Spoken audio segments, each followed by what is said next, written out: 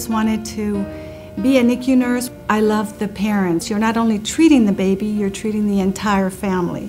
But I tell one baby that I won't forget for this reason. That night, I have over 50 plus babies. And this was a full-term baby. And I tell the father, your baby is the sickest baby that I have here. I don't know if he will make it through the night, but we're gonna do everything we can. And we're gonna fight together. 2 months later, the baby went home. The most joy that you get from is when you send home a healthy baby. That's the greatest feeling you can imagine. We have funded, over the last couple of years, again, completely with philanthropic dollars, our virtual hospital, the adult infusion center here at Broward Health Medical Center, the new hospice unit.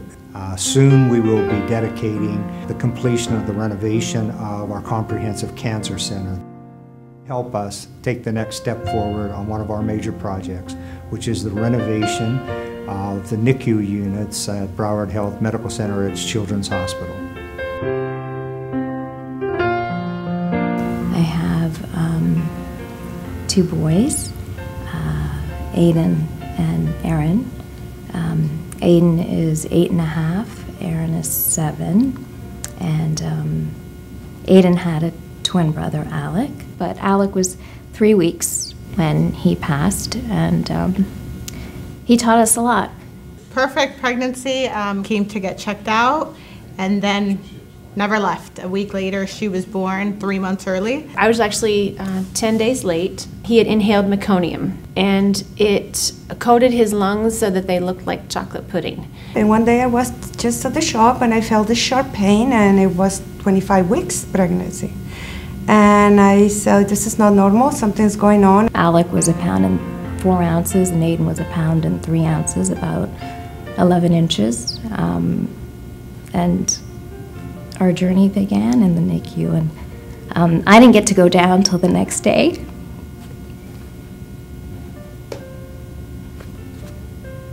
Sorry. But it was an incredible 4 months. It doesn't look good. And then I started looking at him, and he started getting more and more blue, and I called for the nurse. I always tell people I can't even begin to imagine how stressful it could be. It took about almost 2.5 months until they were sure he'll make it. The boys were separate. They were separate from the time that they came in. Well, the night before he passed, his primary care nurse said, I want them together. So that night, they were moved right next to each other.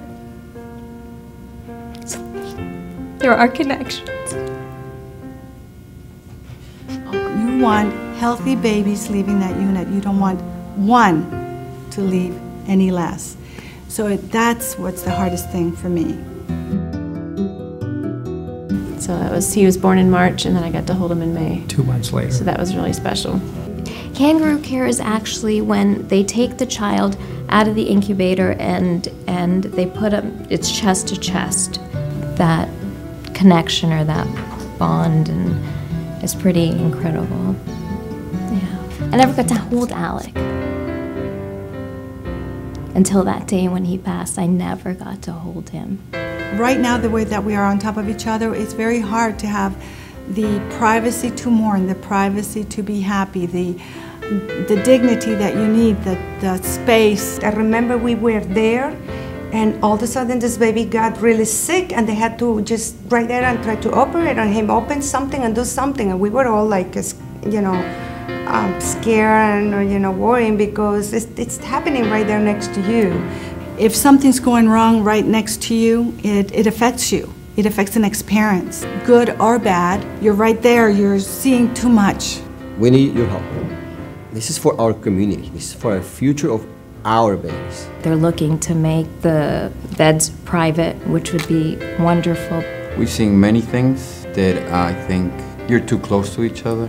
There really is a limited space when one baby is almost next to the other. Families need their privacy. When they can maybe spend 24 hours there, when they can sleep there. You feel for the babies who couldn't have their parents there. I can't imagine a family that goes home, your baby's sick here. How you can sleep through the night? You can't. to have that ability to stay here, I'm sure would enable a lot of parents who otherwise couldn't be here a lot more. And for us, it was hard leaving those few hours, but there really wasn't a choice. So I think that would be something pretty incredible.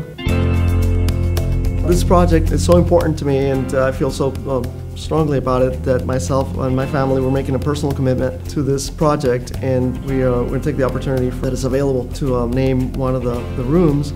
I'm hoping that everybody is as generous as they can be and help us out on this project that is so desperately needed at this point, and that does so much good for so many of these babies and so many families that really need it. There are 63 private rooms available that will be created as part of this renovation project on the 2 floors. And I want you to begin that process by naming all 63 rooms, if at all possible. You know, it's interesting, we had made a little plaque, like a thank you for them, and it kind of had Aiden's story and a thank you, and I don't know if it's still there, but it was hanging in the lobby. And I was at the mall one day with Aiden, and a security big guy came up to me and he said, "Is that Aiden?" And I said, "Yes."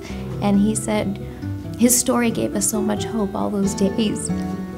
We sat in the waiting room and we'd read his story, and he said, "My wife is going to be so excited when I tell her." And he said, my baby's there now, but we can tell either story, right?